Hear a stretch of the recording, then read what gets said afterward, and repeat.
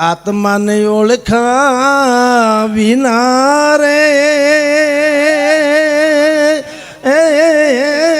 ભવના ફેરા. અતિ પવિત્ર એવી અનેક જગ્યાએ અમારે જવાનું થયું. એમાં આ ગધેથળની જે ભૂમિ છે લાલ બાપુજીના દર્શન થયા છે.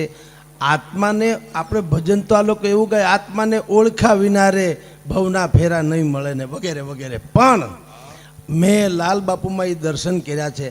આત્માને ઓળખવું તો છોડો, એને ઓગાળી નાખવું એ કંઈ જેવી તેવી વાત છે કે આ આટલી બધી અહીંયા જનમેદની હતી છતાં લાઇમ લાઇટમાં ન આવવાની જિજ્ઞાસા, તમે સમજો, એ આત્માને ઓગાળી નાખવાની વાત છે. ટૂંકમાં ન અહમ ન ઈગો ન કુછ.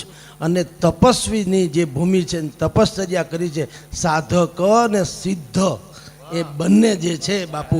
એટલે અહીંયા આવવાનું અમારે તો થોડાક સમયમાં 2 વખત આવવાનું થયું. અમે અમારા જીવનને ધન્ય માનીએ છીએ અને આપ તો બધા ધન્ય છો જ. આ ધરતીના છોરું છું એટલે પૂજ્ય લાલ બાપુ જે છે એ આપણી બધાની વચ્ચે એવી સૌરભ પ્રસરાવી રહ્યા છે કે જેમ બાકી બધી જ ગંદકી હોય પણ વચ્ચે કોઈ એક અગરબત્તી પેટાવે અને ગંદકીએ ઊભી પૂંછડીએ ભાગવું પડે, એમ પૂજ્ય બાપુ લાલ બાપુ જે છે એ આપણી આ ધરા જે છે એની સૌરભ સમૂચા વિશ્વમાં પ્રસરિત કરે અને કરી જ રહ્યા છે રાધર. એમાં અમને અહીંયા સહભાગી થવાનો અવસર તમે આપ્યો. આપ પણ ધન્ય છો, અમે અમારી જાતને ધન્યતા અનુભવીએ છીએ. બહુ બાકી વિશેષ તો શું કહું, આટલા મહાન હસ્તીઓ અને કલાકારોની વચ્ચે કંઈ કહેવાનું. અમારું જીવન પાછું તો છાપા બાપાવાળું છે એટલે આને ને એને લેવા દેવા નહીં અને મૂળ ડખાવાળું જીવન એ છે પાછું. એટલે બહુ રૂડું બોલવું તો ન ફાવે, પણ અમે અમારી જાતને ધન્યતા મેં કીધું અનુભવીએ છીએ. અને આવી તપસ્વી આજની તારીખે તો મેં તો દુનિયાભરના મારા લેવલ પ્રમાણે જેટલા મેં તીર્થધામો વગેરે જોયા છે, આ પ્રકારનો આત્મા આપણે અમે તો કહીએ છીએ કે આત્માને ઓળખા વિના રે ભવના ફેરા નહીં તો મટે રે જી. એમાં એ ભ્રમણાને ભાંગ્યા એ વિના રે લખ 84 નહીં તો મટે રે જી. તો આ ભજન સાંભળીને અમે જે અત્યાર સુધી ડાયરાના ચાહકો રહ્યા, પહેલી વખત એવા ભજનાનંદીના દર્શન પર આજે પૂજ્ય લાલ બાપુના દર્શન થયા છે. એટલે હું અમારી જાતને ધન્યતાના બહુ છું. અને આ સૌરાષ્ટ્રની જેટલા તીર્થધામો છે માં જાગતું તીર્થધામ છે. આ જાગતું ને સાક્ષાત તમને ને મને સાક્ષાત્કાર કરાવે એવું ધામ છે. તો આની જવાબદારી આપણી પણ છે. થોડીક પવિત્રતા જાળવી રાખજો, જેથી કરીને જગત આખું જ્યારે નમન કરવા આવે તો એને એમ ન થાય કે અમે ભ્રમણ કરીને ગયા, એ નમન કરીને જવું જોઈએ. જય હો. અતિ પવિત્ર એવી અનેક જગ્યાએ અમારે જવાનું થયું. એમાં આ ગધેથળની જે ભૂમિ છે લાલ બાપુજીના દર્શન થયા છે. આત્માને આપણે ભજન તો આ લોકો એવું કહે, આત્માને ઓળખા વિના રે ભવના ફેરા નહીં મળે ને વગેરે વગેરે. પણ મેં લાલ બાપુમાં એ દર્શન કર્યા છે. આત્માને ઓળખવું તો છોડો, એને ઓગાળી નાખવું એ કંઈ જેવી તેવી વાત છે કે આ આટલી બધી અહીંયા જનમેદની હતી છતાં લાઇમ લાઇટમાં ન આવવાની જિજ્ઞાસા, તમે સમજો, એ આત્માને ઓગાળી નાખવાની વાત છે. ટૂંકમાં ન અહમ ન ઈગો ન કુછ. અને તપસ્વીની જે ભૂમિ છે, તપશ્ચર્યા કરી છે, સાધક ને સિદ્ધ એ બંને જે છે બાપુ. એટલે અહીંયા આવવાનું અમારે તો થોડાક સમયમાં 2 વખત આવવાનું થયું. અમે અમારા જીવનને ધન્ય માનીએ છીએ અને આપ તો બધા ધન્ય છો જ. આ ધરતીના છોરું છું એટલે પૂજ્ય લાલ બાપુ જે છે એ આપણી બધાની વચ્ચે એવી સૌરભ પ્રસરાવી રહ્યા છે કે જેમ બાકી બધી જ ગંદકી હોય પણ વચ્ચે કોઈ એક અગરબત્તી પેટાવે અને ગંદકીએ ઊભી પૂંછડીએ ભાગવું પડે, એમ પૂજ્ય બાપુ લાલ બાપુ જે છે એ આપણી આ ધરા જે છે એની સૌરભ સમૂચા વિશ્વમાં પ્રસરિત કરે અને કરી જ રહ્યા છે રાધર. એમાં અમને અહીંયા સહભાગી થવાનો અવસર તમે આપ્યો. આપ પણ ધન્ય છો, અમે અમારી જાતને ધન્યતા અનુભવીએ છીએ.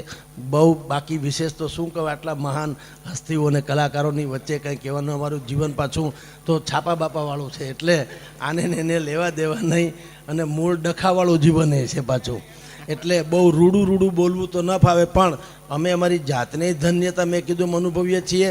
અને આવી તપસ્વી આજની તારીખે તો મેં તો દુનિયાભરના મારા લેવલ પ્રમાણે જેટલા મેં તીર્થધામો વગેરે જોયા છે, આ પ્રકારનો આત્મા અમે તો કહીએ છીએ કે આત્માને ઓળખા વિના રે ભવના ફેરા નહીં તો મટે રે જી. એમાં એ ભ્રમણાને ભાંગા એ વિના રે લખ 84 નહીં તો મટે રે જી. તો આ ભજન સાંભળીને અમે જે અત્યાર સુધી ડાયરાના ચાહકો રહ્યા, પહેલી વખત એવા ભજનાનંદીના દર્શન પર આજે પૂજ્ય લાલ બાપુના દર્શન થયા છે, એટલે હું અમારી જાતને ધન્યતાના બહુ છું. અને આ સૌરાષ્ટ્રની જેટલા તીર્થધામો છે માં જાગતું તીર્થધામ છે. આ જાગતું ને સાક્ષાત તમને ને મને સાક્ષાત્કાર કરાવે એવું ધામ છે. તો આની જવાબદારી આપણી પણ છે, થોડીક પવિત્રતા જાળવી રાખજો, જેથી કરીને જગત આખું જ્યારે નમન કરવા આવે તો એને એમ ન થાય કે અમે ભ્રમણ કરીને ગયા, એ નમન કરીને જવું જોઈએ. જય હો. અતિ પવિત્ર એવી અનેક જગ્યાએ અમારે જવાનું થયું. એમાં આ ગધેથળની જે ભૂમિ છે લાલ બાપુજીના દર્શન થયા છે. આત્માને આપણે ભજન તો આ લોકો એવું કહે, આત્માને ઓળખા વિના રે ભવના ફેરા નહીં મળે ને વગેરે વગેરે. પણ મેં લાલ બાપુમાં એ દર્શન કર્યા છે. આત્માને ઓળખવું તો છોડો, એને ઓગાળી નાખવું એ કંઈ જેવી તેવી વાત છે કે આ આટલી બધી અહીંયા જનમેદની હતી, છતાં લાઇમ લાઇટમાં ન આવવાની જિજ્ઞાસા, તમે સમજો, એ આત્માને ઓગાળી નાખવાની વાત છે. ટૂંકમાં ન અહમ ન ઈગો ન કુછ.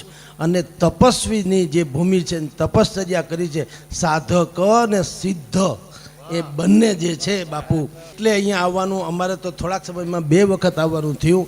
અમે અમારા જીવનને ધન્ય માનીએ છીએ, અને આપ તો બધા ધન્ય છો જ, આ ધરતીના છોરું છુઓ. એટલે પૂજ્ય લાલ બાપુ જે છે એ આપણી બધાની વચ્ચે એવી સૌરભ પ્રસરાવી રહ્યા છે કે જેમ બાકી બધી જ ગંદકી હોય પણ વચ્ચે કોઈ એક અગરબત્તી પેટાવે અને ગંદકીએ ઊભી પૂંછડીએ ભાગવું પડે, એમ પૂજ્ય બાપુ લાલ બાપુ જે છે એ આપણી આ ધરા જે છે એની સૌરભ સમૂચા વિશ્વમાં પ્રસરિત કરે અને કરી જ રહ્યા છે રાધર.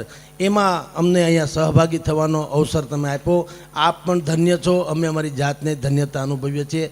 બહુ બાકી વિશેષ તો શું કહું, આટલા મહાન હસ્તીઓ અને કલાકારોની વચ્ચે કંઈ કહેવાનું અમારું જીવન પાછું તો છાપા બાપાવાળું છે, એટલે આને ને એને લેવા દેવા નહીં, અને મૂળ ડખાવાળું જીવન એ છે પાછું.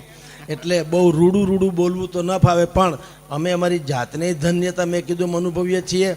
અને આવી તપસ્વી આજની તારીખે તો મેં તો દુનિયાભરના મારા લેવલ પ્રમાણે જેટલા મેં તીર્થધામો વગેરે જોયા છે, આ પ્રકારનો આત્મા અમે તો કહીએ છીએ કે આત્માને ઓળખા વિના રે ભવના ફેરા નહીં તો મટે રે જી. એમાં એ ભ્રમણાને ભાંગા એ વિના રે લખ 84 નહીં તો મટે રે જી. તો આ ભજન સાંભળીને અમે જે અત્યાર સુધી ડાયરાના ચાહકો રહ્યા, પહેલી વખત એવા ભજનાનંદીના દર્શન પર આજે પૂજ્ય લાલ બાપુના દર્શન થયા છે, એટલે હું અમારી જાતને ધન્યતાના બહુ છું. અને આ સૌરાષ્ટ્રની જેટલા તીર્થધામો છે માં જાગતું તીર્થધામ છે. આ જાગતું ને સાક્ષાત તમને ને મને સાક્ષાત્કાર કરાવે એવું ધામ છે. તો આની જવાબદારી આપણી પણ છે. થોડીક પવિત્રતા જાળવી રાખજો, જેથી કરીને જગત આખું જ્યારે નમન કરવા આવે તો એને એમ ન થાય કે અમે ભ્રમણ કરીને ગયા, એ નમન કરીને જવું જોઈએ. જય હો.